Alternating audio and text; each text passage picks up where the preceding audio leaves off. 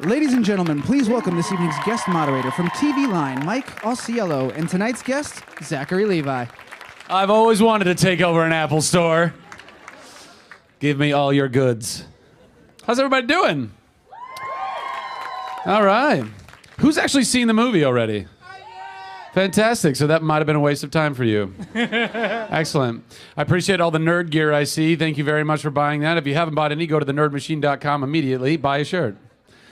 Fantastic. Oh, hi, Mike. Hey, Hi. does everybody know Michael Auciello, by the way? He's awesome. Thank you. I'm going to take over now. Take over. First, I want to ask you, what was it like waking up this morning and seeing those box office numbers? for Oh Thor? yeah, we're dominating the world. Well, Chris Hemsworth and Tom Hiddleston are dominating the world. I'm helping with a little blonde goatee. It's incredible. It's it's no surprise to me. You know, Marvel's been making like the most giant Avengers. I think is still the #1 box office movie in the world, or something like that, and probably will be until the next one comes out. And this is the second Marvel flick to come out since then, right? I think it's Iron Man 3, and then now this, Thor 2. And Captain America's on its way. It'll probably shatter a bunch of records, and then so on and so forth. It's the way of the world. But yeah, it's like, I think we did like 85 million domestically, and then the international cumulative is like, I don't know, 350. These numbers don't matter, really. It's just so much freaking money that none of us will ever see. So don't worry about it. I won't see it, you won't see it. It's nice to think about, though. And you have a unique history with this project. You were originally cast as Fandral, and then you couldn't do it because of Chuck, correct? Yeah, so, yes. A little show called Chuck. You've heard of it? Yay, that he wasn't cast the first time. I'm kidding. No, it was it was a very kind of circuitous, kismet kind of a thing. I auditioned to play Fandral in the first one that Kenneth Branagh directed, and I was cast, and I was like beyond the moon, like over the moon, like I can't believe this is actually happening. And then kind of an embarrassment of riches, or champagne problems as they call them. Chuck was renewed for extra episodes that year. And there was just no way to slice it. I couldn't do both. And my contract with Chuck took precedence. So I went back to work there and made some more excellent episodes that I hope some of you Chuck fans out there appreciated. Thank you. And then Chuck came to an end. And then the next thing I know, a couple years later, and my agent says, hey, how would you like to take over the role of Fandral again? I said, quoi? Because that's all I know in French. That and no, which is helpful that it's also no. And she said, yeah, Josh Dallas, who ended up playing the role in the first one and did a fantastic job. He's on Once Upon a Time, if you guys don't know that, and his schedule was conflicting with the sequel. And so I was like, this is so strange that my schedule conflicted and I couldn't play it, and now his schedule is conflicting and he can't play it. And Marvel, thank God, they were like, hey, we really enjoyed your almost performance the first time. Would you like to, kind of take over the reins, as it were? I said, yeah, let's go make a movie in London and work with, all these incredible people and like Sir Anthony Hopkins, which is so crazy, by the way. Let me tell you. He's like, call me Tony. That's what he says. He said, call me Tony. All right, Tony Anthony Hopkins. I don't know. How does that work? Sir Tony Anthony Hopkins. It's too long. So yeah, it was crazy. But I'm glad it all happened that way. And what was the experience like making the movie in London? How long were you there? I was there. Well, the filming was kind of over like a 5-month period. Filming was 4 months. I was there for about a month of rehearsal before that. Horseback riding training and fight training. A lot of the horseback riding did not make it into the movie, which is really unfortunate because I rode a lot of horse to be in that movie. But it was a great training anyway. I knew how to ride Western, but I never knew how to ride like English Spanish style, which is the way Asgardians ride, apparently. We ride British style on horses, and we all talk with English accents. That's what happens in Asgard. And so I did that for like a month, and that coincided with the Olympics, which was really amazing. So I got to go to a lot of Olympic stuff because NBC is, the America's coverage for the Olympics, and my alum, and they were very kind and gave me tickets to various things. And then we filmed for like 3 months. I got a break. I came home for a month, and then I went back for another month. And that was my experience. But getting to work with Chris and Tom and Natalie and Anthony and Jamie and Ray and Tad and the whole gang. It was weird though. Like I I don't even know if I met Chris Eccleston even at the premiere. Like I never once, he's like the main guy, and I never once met him. But he did such a good job in the movie. If you guys have not seen the movie, everybody's fantastic. But Chris, I was just like, whoa, dude, that guy is evil. He is so good as an evil guy. He kind of reminds me a little bit of like Tim Curry in Legend. For whatever reason, he's kind of got that. You know what I'm talking about? Never mind. I'll move on. You got it. You get it. You totally get it, right? Like he's evil, but you love him. Yeah. Will you be in a third one? Yeah, I don't know.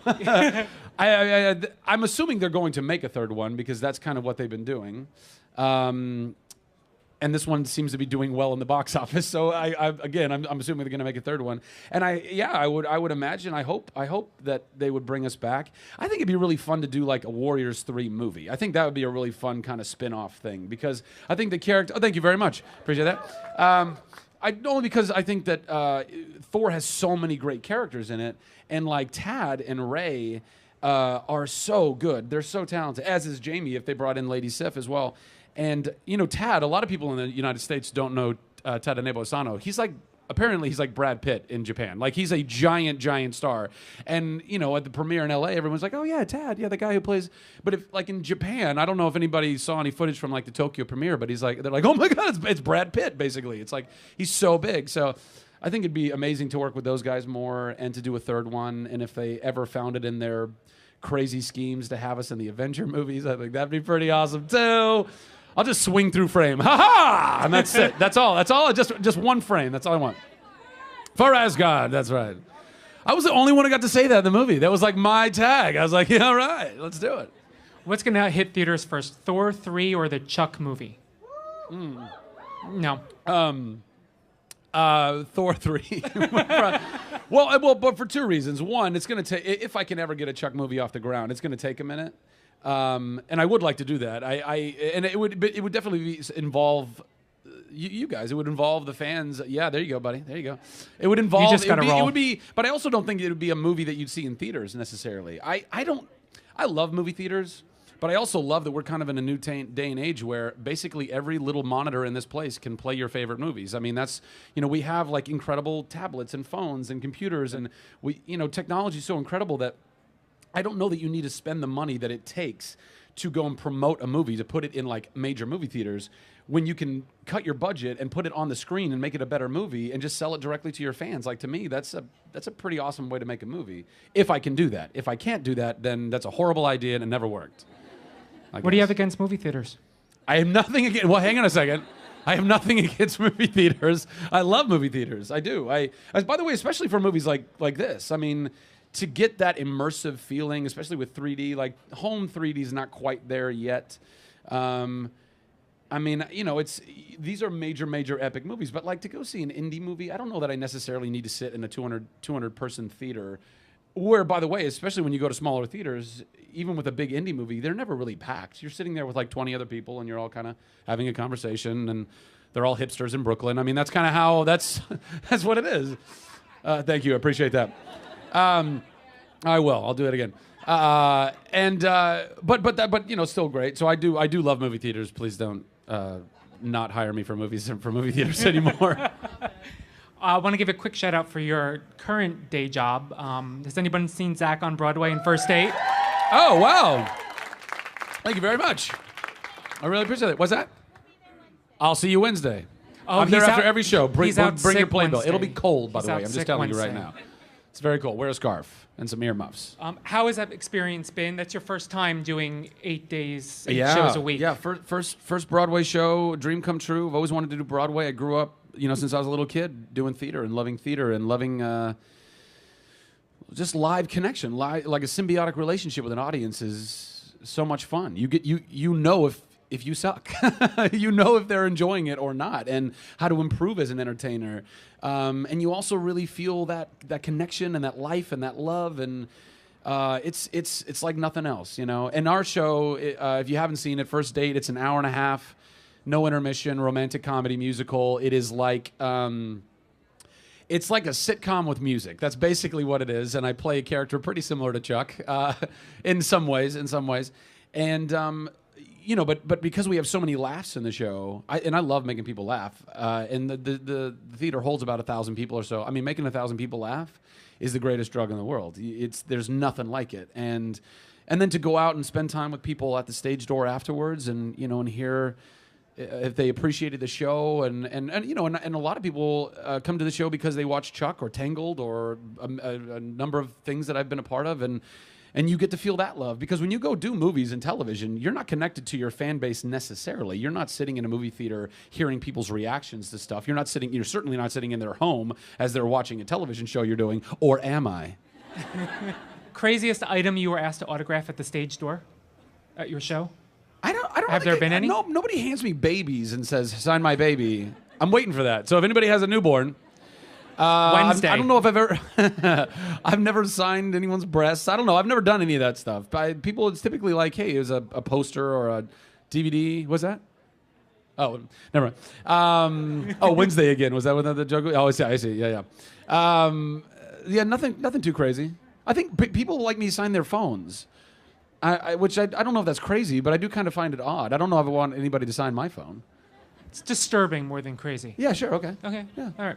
Let's open it to some questions. Anybody have questions for Zach? I'm a big fan of Tangled. Oh, thank you very much. For Thor and Tangled, what was it like being a part of Marvel and working with Chris Hemsworth and Natalie Portman? How did you develop the voice for Flynn Rider? And did you ever meet John Lasseter and Stan Lee? Excellent questions. So it was amazing getting to work on Thor and working with all that talent. Like I said before, I mean, Chris and Tom, I consider them to be, buddies of sorts. Like we joked around a lot on set. I probably worked and Ray and Tad as well. But and I kind of knew Tom in passing a little bit before, and Natalie as well. Yeah, actually, I never really got to work with Natalie, because the only scene that I had with Natalie, she was knocked out in the skiff. Spoiler alert. And so we didn't really get to work together.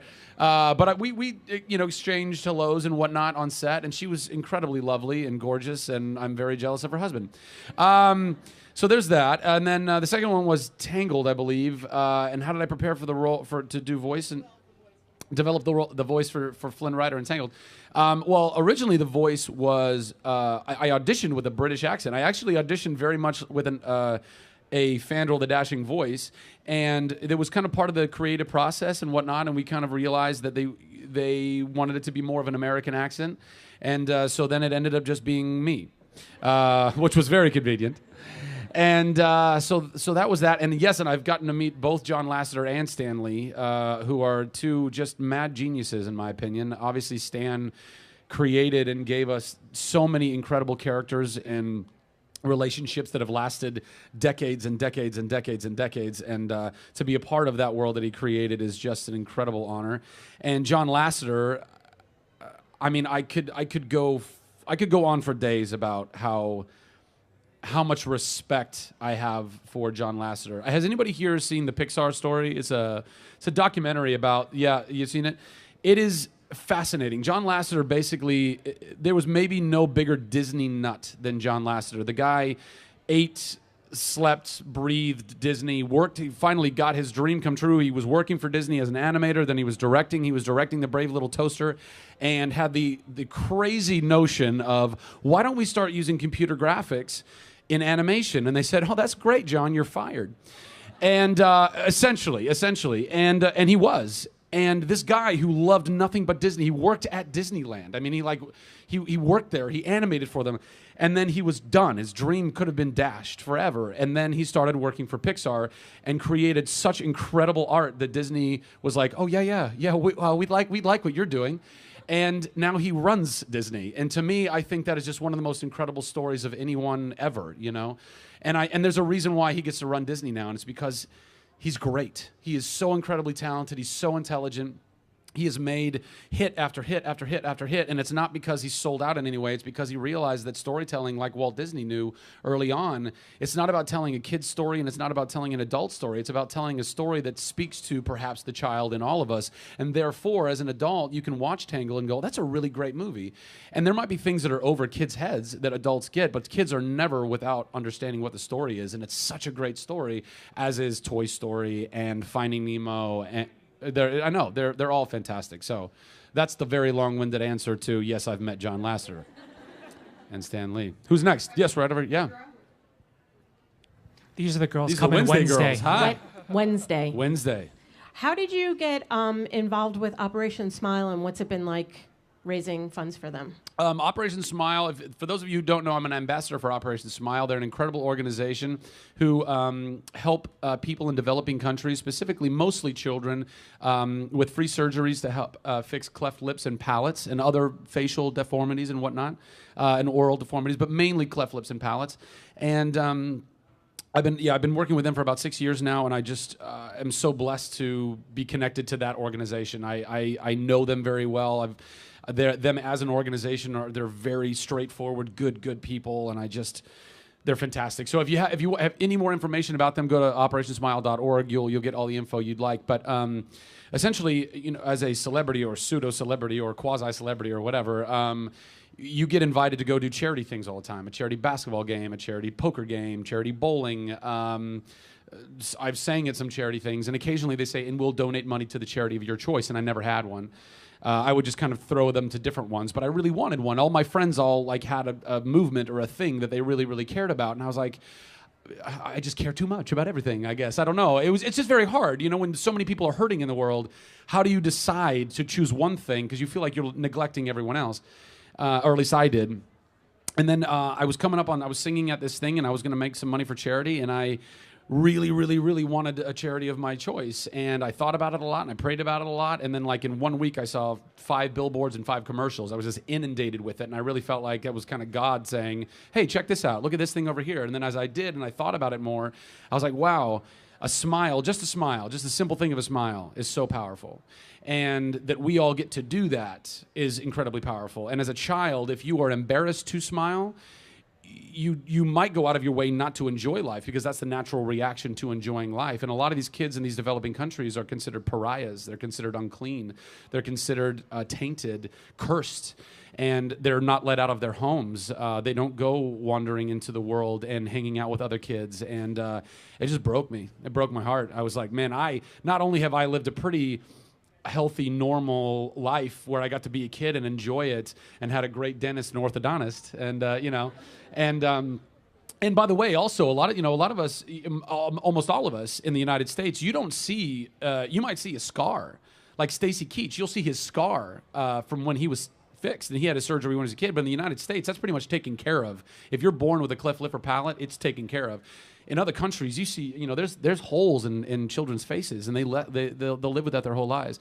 And I thought, that's just, if nothing else, I want to be able to give a child the ability to just be a child, and love and be loved and enjoy their life. And by the way, 1 in 10 of these kids, they die. That's the worst, maybe the worst part about it is that 1 in 10 will die from complications of infection, die of complications of malnutrition because their mothers can't suckle them properly. I mean, it's some gnarly stuff. So anyway, that's why I got involved with Operation Smile. And so anytime I do anything involving any kind of charity, I just say, hey, give to them. And if you get involved with them, or I encourage anyone at any time, if you're not involved with any kind of nonprofit, please find one. Please do it. We have such limited time on this earth to make an impact. We could die tomorrow, but if you can go and raise any bit of money for anybody while you're still on this planet, you're doing a good thing. So go do that, please.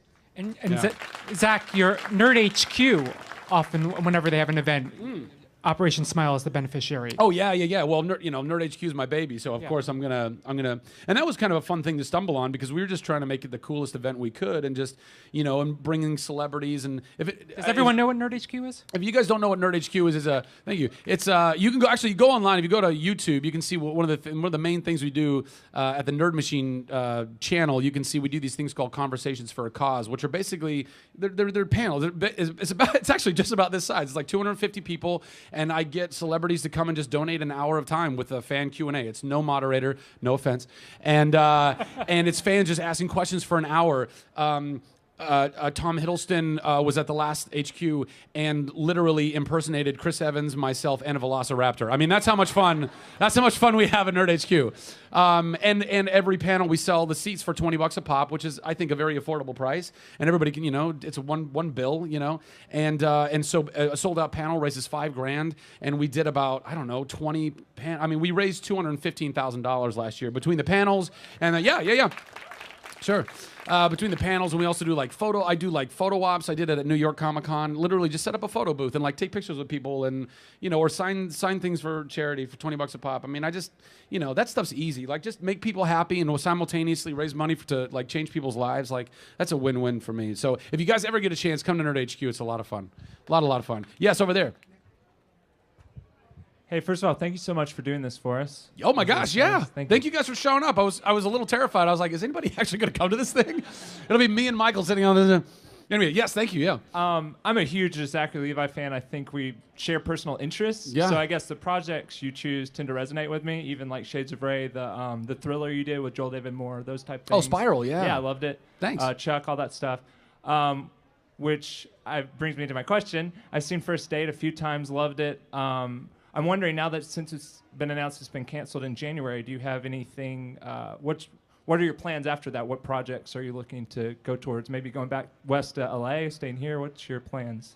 Well, we're closing in January. We're not being TV canceled shows, in January. TV shows are my canceled. fault. I didn't mean to say that. I'm kidding. It's a much more civil way of putting it, but you're not wrong. Yes, we are closing January 5th. So if anybody out there has not seen the show yet, please come. There's no time like the present. I don't know. I really wish I did know. It kind of weighs on me. As an actor, you kind of live this life of a gypsy of sorts, sometimes, and you don't know what the next step is going to be. I guess that's part of the thrill of it too. I would. There's so many things I want to do in my life. I want to do more films. I want to do more television. I want to do more theater. I may stay in New York. I may do some more theater. I may go pop back to LA. I may go travel. I don't know. There's a lot of the world that I'd like to see. And again, I don't know when I'm going to die, so no time like the present. I mean, I just, it's carpe diem, I guess. Or, yeah. But I don't know. I want to do stuff that people like. That's, first and foremost, I don't want to waste my time making something that people are like, eh. I want to do something that that both fans really enjoy, that audiences really enjoy, but also that my peers, I watched Breaking Bad and I was so blown. Anybody Breaking Bad people? Never heard of it. No. It's so good. It is so good, and it's so good on so many levels. I binge watched it. If I calculated correctly, based on Anthony Hopkins' letter to Bryan Cranston, I think he and I were binge watching at the exact same time. Me and Tony. But it is so good, and I was watching it going, I would love to do something that was so good that a Tony Hopkins would write me a letter, and by the way, I've felt so much love from the stuff that I have done in Tangled and Chuck and everything. I don't poo-poo that, if I could be so bold as to use a term like poo-poo. I don't poo-poo that. I appreciate that greatly, but I really would love to do stuff also that my peers or people that in the industry go, wow, I mean, that kid can act, So whatever that is, I don't know. Why are you being so cagey about what you're doing next? What are you trying to get me in trouble? I'm not doing. He's kidding. I mean, who's over here? Who's got the next one? Yes. Hi, Batman. Hi, Zach. Okay. First, I have to say you did an amazing job indoors. So I have to give you a round of applause. Thank you very much. I appreciate that. I know you probably meet a lot of fangirls all over the world and probably here in New York, but there's actually one right over here. And if it is not too much sax, can she actually get a hug from you? Can she get a hug from me? Yes. Come on, right up here. Come here right now. Come on, quick. Come here. Come right up these stairs. Give me a hug. My pleasure. See, she deserves a hug. She buys my merch. Thank you. My pleasure. Absolutely. Yes.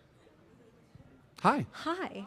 So you referenced Legend before. So let's say hypothetically someone wants to do a remake, which happens from time to time in Hollywood. A remake of Legend? A remake of anything from the 80s, like that, the Monster Squad, maybe something fun like that. Gosh. Kick him in the nards. Wolfman's not got nards. Kick him anyway. Very German guy. Oh, the German guy.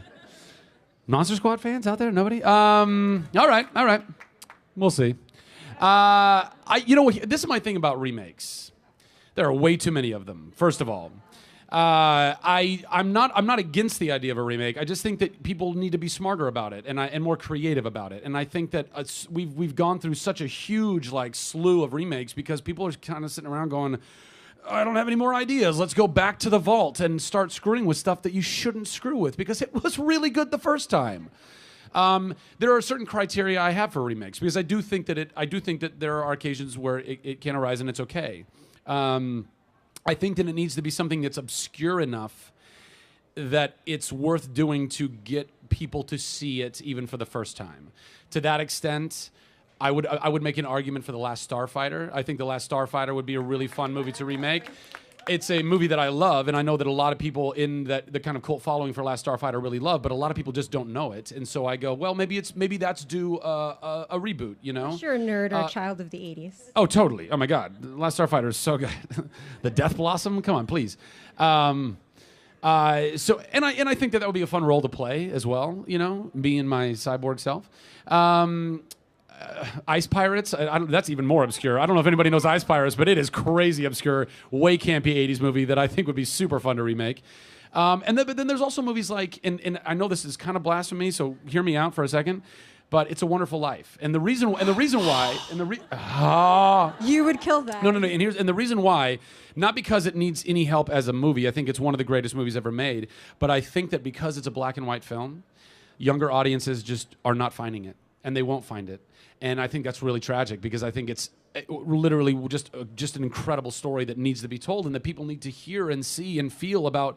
And it's essentially, you know, all of us think in these moments in our lives sometimes when we're dealing with such depression or hardship or whatever, you think, well, the world would be better off if I wasn't here.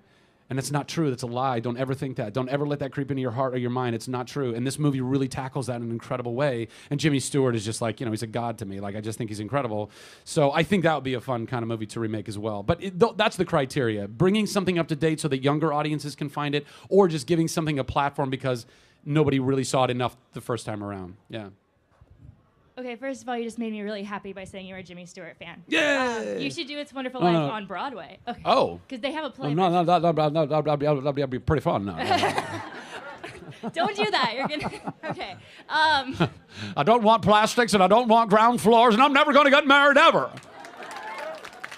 Horrible. You have no idea how happy that just made me. Okay.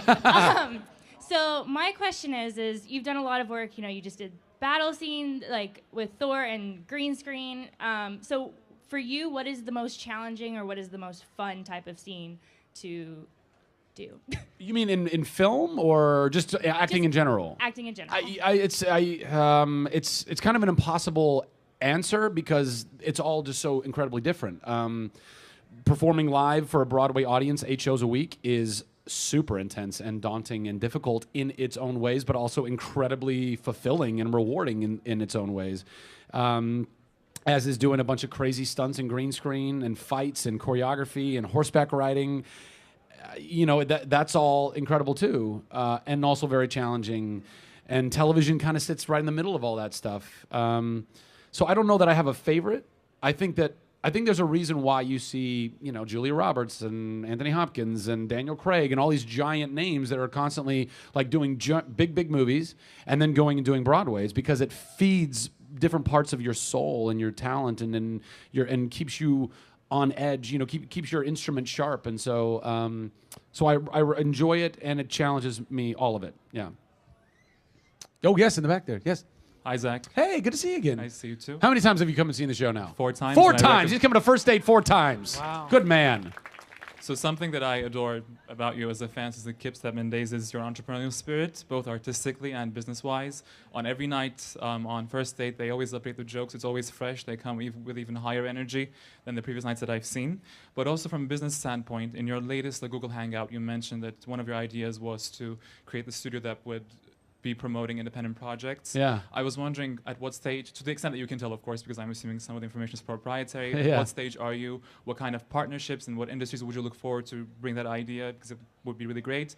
And the second part to it, since we're talking corporate business, one of the ideas that you support is conscientious capitalism. Mm-hmm. And how do you think that ties into the world where more and more business school articles are coming out and corporations saving the world, and how your upcoming project will hopefully tie to that? Thank you. Yes. Wow, this got deep. That was bad. No, I'm kidding. Excellent question. I can't really go into the first one, but I'm working with certain tech companies in. I believe that studios are they're kind of too full. I did this Google Hangout and I talked about how I basically, and it's kind of a dream. I've always wanted to be a studio head. I've always wanted to kind of have my own studio. Still be acting and directing and producing, but having a bigger kind of picture. I mean, one of the things, I'm so jealous of like Kevin Feige because he gets to really, and he's so smartly done this, he's done what the comics always did. He's brought all the worlds together. And I don't know why people don't do that more. If I ran NBC, for example, I would have had all the shows on different nights all intertwined with one another. I would have had, I would have, well, I mean, I would have tried anyway, but like, I would have tried to get shows together that all could have lived in each other's universe and like had little crossovers and stuff, so that like as a fan of Heroes, if you didn't necessarily watch Chuck, but all of a sudden Chuck or Sarah or somebody popped up in Heroes, you go, oh wow, that's a kind of they're from this show, and then you could try them back there, and you would have simultaneously you'd have a crossover from Heroes into Chuck or one of the other various shows that we got paired with over the years. I just think that that's an extra level of thought that you can put into something that really pays dividends, and I'm so grateful that Marvel does that. But at any rate, but the nice thing about studios now is that you can kind of have your own studio if it's an online. Everybody can have a studio. I mean, what online has allowed us to do, everyone can produce, distribute, and market their own content. Anybody can. Now, to what level of success you can reach with that's completely another question, but you can still do it if you so choose. And not even 10 years ago, you couldn't really do that. Before social networking, you couldn't market it really. You could produce and distribute it online, and then before you really had online, you could maybe produce it, but it wasn't going to be that good, and you couldn't distribute it because there wasn't an online way to do that. So we finally have that like trifecta of an independent studio online, and I want to take that and I want to run with it, and I want to go make my own stuff with my friends in really, really cool ways at great levels, and then have a philanthropic component to it, going to your conscientious capitalism. I don't see a reason why we can't, like every company can't just have some kind of a proceed, some kind of a portion, some kind of a thing where you just incentivize people more. And I think you incentivize the people working for your company, and you incentivize the people that patronize your company. And you go, wow, we're doing something good. And it's a very simple, it's a little thing. But I think what it really takes is just people loosening their stranglehold on dividends just a little bit. It's go and make billions of dollars. Go change the world. Go own yachts and mansions. Do whatever the heck you want to do. I love capitalism. I think it's a good thing when it's done correctly. If it's not done correctly, it can kill people, as many other idioms and all those things can as well. But yeah, so help people while you're making money. It's a good idea, I think. Yes, over there. Hello. Hi. Hi. Hi. Good to see you guys. So we were talking about remakes earlier. Yeah. And you've already originated a role on Broadway. So is there like a dream role or one you'd love to tackle now? Annie. Solid choice. I joked about that the other day on Twitter. I don't know.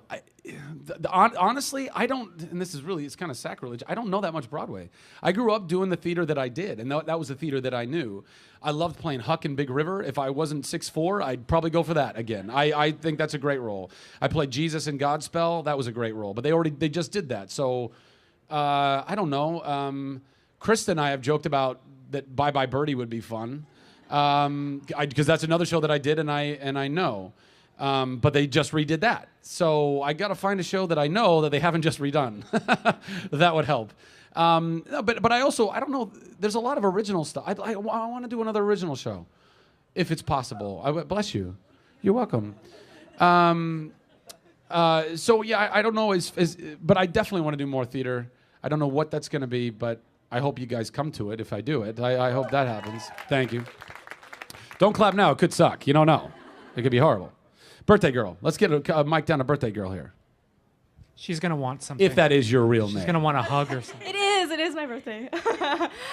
So my question for you is quite serious. If you could vacation in any fictional world, including Asgard, Star Wars Galaxy, etc., what would you pick and why?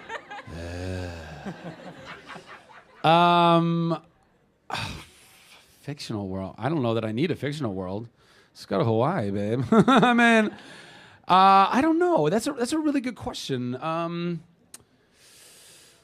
I don't know.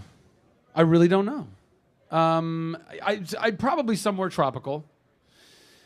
Cause I just think clothes are a pain in the ass. Really, I just think if I could live somewhere where I could wear board shorts and that's it for the rest of my life, that's pretty much what I would do. So Fiji, Hawaii, Puerto Rico. I don't know, somewhere where it's nice and people are chill. Yeah, something like that. Yeah. Hi, I'm Yoshi. I'm Japanese. Hi. I'm a big fan. Oh, thank you. Yeah. Thank you very much. And Can you attest, is Tadanebo Asano a really big star in Japan? Yeah. Okay, there you go. So. See? Yeah. Not lying. But to me, you're Brad Pitt. What's that? Oh, I'm Brad Pitt to you? Yeah. Take that, Tad. No. Thank you very much. I want to say something. Yeah. First, I remember you did TV show called Almost Perfect. Oh, right? less than perfect. Yeah. Less than perfect. Yeah. A lot of people call it almost perfect. That's why we did last. Yeah. Then I was thinking, you are too good looking for the supporting role, Well, thank you very much. Yeah. But my question, you did Chuck. I love Chuck. Thank you. I appreciate that. Yeah. I'm so sorry it's over. Well, 5 years was a good run. It was a good run. It was longer than a lot of other shows get. My friend told me, actually, third season was, ended, but somebody paid the money, so you made 2 more seasons? Well, kind of. Okay. Kind of. But they ended up keeping us around. My question, you're kind of like a nerdy guy? So, yeah, sure. Yeah, but you also did action scene too. So which one are you? Like you're a nerdy guy or action guy? Then also, sorry. Then you did blonde hair, right, in this movie. Did you like it? Oh, did I like long hair? Yeah, you did the blonde hair. Yeah, I want to say that. Thank you. You're very entertaining. I didn't see I'm a little bit of both. Sorry, I didn't see this movie. Oh, no, it's okay, it's okay. Maybe later. So I'm a little, at the Nerd Machine, at my website, the Nerd Machine, I have various quotes there, and one of them is, I think everyone is a nerd. So I don't know that anyone, no matter how macho you are, you're still a nerd, because I believe being a nerd just means you're passionate about something. And I'm trying to redefine that for people, because I think that there's way too much vitriol and negativity around words like nerd and geek and whatever. And by the way, that's so passé. Like, nerds have taken over the world, so deal with it, people. So there's that. But I do believe everyone's nerdy. If you're passionate about basketball, you're a basketball nerd. If you're passionate about cars, you're a car nerd. I happen to be nerdy about the very stereotypical nerdy things. I like video games and comic books and sci-fi movies and stuff like that. But I also like kicking ass and taking names. I like swinging swords and shooting guns and playing basketball or whatever you want to apply to a macho kind of stereotype. So a little bit of both in that regard. And then the long hair. That's right. It was fun. It was fun being blonde. That was very different. For the first month, I would wake up and look at go to brush my teeth in the morning. I was like, well, who's that person? Who's that person staring back at me? And it was me, oddly enough. But yeah, it was fun with that, and I was actually blonde. So what happened was my hair wasn't long enough. It was a wig, but I had to be. Well, I didn't have to be, but it helped that I was blonde underneath the wig to help with the roots and all that stuff. But also just so in my regular day-to-day life, I didn't look like a crazy person because I had bleached eyebrows and facial hair, so if I was all bleached and then brown hair, I just look crazy. Although I was living in London, so who knows? Everybody's kind of groovy. I was blonde, wearing a blonde wig, and it was cool and different. And I think honestly, one of the coolest things is I'll go through Twitter on my feed and I'll see people saying, "I just watched all of Thor and I didn't know it was you until the credits," and I go, "Awesome, that's awesome," because I look at guys like Gary Oldman or Sam Rockwell, and I love being able to see these incredible talents, seriously, and they're so good at just melting away into a character that you don't even necessarily know it's them or need to know that it's them, and then you go, oh my gosh, that's right, that was Sam Rockwell doing that, that was Gary Oldman doing that. I mean, I remember in Hannibal, Gary Oldman, if anybody you guys remember, he was literally wearing prosthetic that he was that mangled face with the little he had a spray thing that went into his eye because he couldn't blink his eye, and that was Gary Oldman, and everything he does, he gets weird hair or some prosthetic or nose or whatever, and from an acting standpoint, you can really kind of jump into a character that much more, the more different you are. So, Hello. hi. First day was great, by the way. Thank you very much. I appreciate you coming. So my question is, you talk about in all of your interviews your bucket list, and you say that now you've ticked off Broadway and you've the comic book movies and doing Disney prints. Yeah. What is next on your bucket list, either personally or professionally? I also joked about this on Twitter, but President of the United States of America, I think, would be a pretty. I don't know. Although politics do. This is such a cliche thing for an actor to say. I'm gonna get into politics. I don't know. I really care about people, and I care about the world, and I know that there's some people out there fighting on Capitol Hill, but I think there's a lot of just nonsense out there, and I think the thing more than anything, I crave, whether it's me or somebody else, I crave for people of just integrity, just people who are honest, even if it means that they might lose votes. Just say, hey, this is what I think, and this is what I stand for. And at least I'm being honest, and I'm not selling you a bill of goods and then spinning it around after you put me into office. And I feel like we've dealt with that for way too long. And I really want people in there. And I guess to an extent, I believe that I'm somebody. I stand on principles, almost to my own detriment. Like I have rules at stage door. Anybody who's come to first date, like I only take pictures and sign playbills for people who actually came to the show. If you find me anywhere else in New York and you stop me, I'll sign something for you. I'll take a picture. But I have to have certain rules in place because people like jump the line or they'll come in or whatever. And it's like, and I'm spending time with those people then. And I've had people walk off calling me all sorts of manner of names because they think I'm a jerk because I won't just drop everything to take a picture with them right then. I'm like, I'm sad for you. I'm sad for you that you don't know me better or even take the time to know me better. You know what I mean? Anyway, I say that only to the point of like, I'm not afraid to offend somebody to stand for something that I believe in, I suppose. And I wish more politicians would do that. But sure, I really am excellent. But as far as the bucket list stuff, keep changing the world, keep making the world a better place, however I can do that.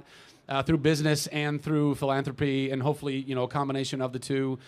Keep empowering people, giving you guys the entertainment and art that you so want, and cutting out all the nonsense and the middlemen that think they know what you want but don't really know what you want. And go to space. That'd be pretty fun. Unless it's a gravity situation that no. Holy crap, that was an amazing, intense movie.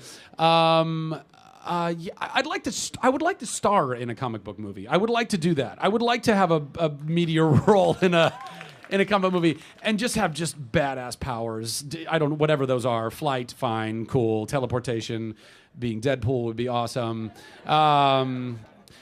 Somebody might have his name on that already. Yeah, I don't know. All that, I guess. Yeah. Do we got time for one more? Even one more? No, just one more? No? Is it Nana? No, we don't. I'm so sorry. We don't. No more. Sorry. Thanks, guys, for coming. Let's thank Zach. Thank you guys so much. Round of applause. So that coincided with the Olympics, which was really amazing. So I got to go to a lot of Olympic stuff because NBC is, the America's coverage for the Olympics, and my alum, and they were very kind and gave me tickets to various things. And then we filmed for like 3 months. I got a break. I came home for a month, and then I went back for another month, and that was my experience. But getting to work with Chris and Tom and Natalie and Anthony and Jamie and Ray and Tad and the whole gang.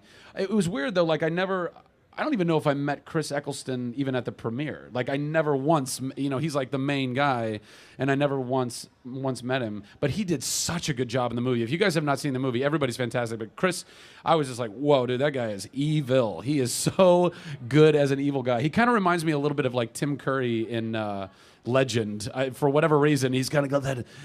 You know what I'm talking about? Never mind. I'll move on. You got it. You get it. You totally get it, right? Like he's evil, but you love him. Yeah. Will you be in a third one? Ladies and gentlemen, please welcome this evening's guest moderator from TV Line, Mike Auciello, and tonight's guest, Zachary Levi. I've always wanted to take over an Apple store. Give me all your goods. How's everybody doing? All right. Who's actually seen the movie already? Fantastic. So that might have been a waste of time for you. Excellent. I appreciate all the nerd gear I see. Thank you very much for buying that. If you haven't bought any, go to thenerdmachine.com immediately. Buy a shirt. Fantastic. Oh, hi, Mike. Hi. Hey, does everybody know Michael Auciello, by the way? He's awesome. Thank you. I'm going to take over now. Take over. First, I want to ask you, what was it like waking up this morning and seeing those box office numbers? for Oh Thor? yeah, we're dominating the world. Well, Chris Hemsworth and Tom Hiddleston are dominating the world. I'm helping with a little blonde goatee. It's incredible. I mean, it's no surprise to me. You know, Marvel's been making like the most giant. Avengers, I think, is still the #1 box office movie in the world, or something like that, and probably will be until the next one comes out. Renewed for extra episodes that year, and there was just no way to slice it. I couldn't do both, and my contract with Chuck took precedent, so I went back to work there and made some more excellent episodes that I hope some of you Chuck fans out there appreciated. Thank you. And then Chuck came to an end, and then the next thing I know, you know, a couple years later, and my agent says, "Hey, how would you like to take over the role of Fandral again?" I said, "Quoi?" Because that's all I know in French. That and no, which is helpful that it's also no. And she said, yeah, Josh Dallas who ended up playing the role in the first one and did a fantastic job. He's on Once Upon a Time, if you guys don't know that, and his schedule was conflicting with the sequel. And so I was like, this is so strange that my schedule conflicted and I couldn't play it, and now his schedule is conflicting and he can't play it. And Marvel, thank God, they were like, hey, we really enjoyed your almost performance the first time. Would you like to, you know, kind of take over the reins, as it were? I said, yeah, let's go make a movie in London and work with, you know, all these incredible people and like Sir Anthony Hopkins, which is so crazy, by the way. Let me tell you. He's like, call me Tony. That's what he says. He said, call me Tony. All right, Tony Anthony Hopkins. I don't know. How does that work? Sir Tony Anthony Hopkins. It's too long. So yeah, it was crazy. But I'm glad it all happened that way. And what was the experience like making the movie in London? How long were you there? I was there. Well, the filming was kind of over like a 5-month period. Filming was 4 months. I was there for about a month of rehearsal before that. Horseback riding training and fight training. A lot of the horseback riding did not make it into the movie, which is really unfortunate because I rode a lot of horse to be in that movie. But it was a great training anyway. I knew how to ride Western, but I never knew how to ride like English Spanish style, which is the way Asgardians ride, apparently. We ride British style on horses, and we all talk with English accents. That's what happens in Asgard. And so I did that for like a month, and that was also... and this is the second Marvel flick to come out since then, right? I think it's Iron Man 3, and then now this, Thor 2. And Captain America's on its way. It'll probably shatter a bunch of records, and then so on and so forth. It's the way of the world. But yeah, it's like, I think we did like 85 million domestically, and then the international cumulative is like, I don't know, 350. These numbers don't matter, really. It's just so much freaking money that none of us will ever see. So don't worry about it. I won't see it, you won't see it. It's nice to think about, though. And you have a unique history with this project. You were originally cast as Fandral, and then you couldn't do it because of Chuck, correct? Yeah, so, yes. A little show called Chuck. You've heard of it? Yay, that he wasn't cast the first time. I'm kidding. No, it was a very kind of circuitous, kismet kind of a thing. I auditioned to play Fandral in the first one that Kenneth Branagh directed, and I was cast, and I was like beyond the moon, like over the moon, like I can't believe this is actually happening. And then kind of an embarrassment of riches, or, you know, champagne problems, as they call them. Chuck was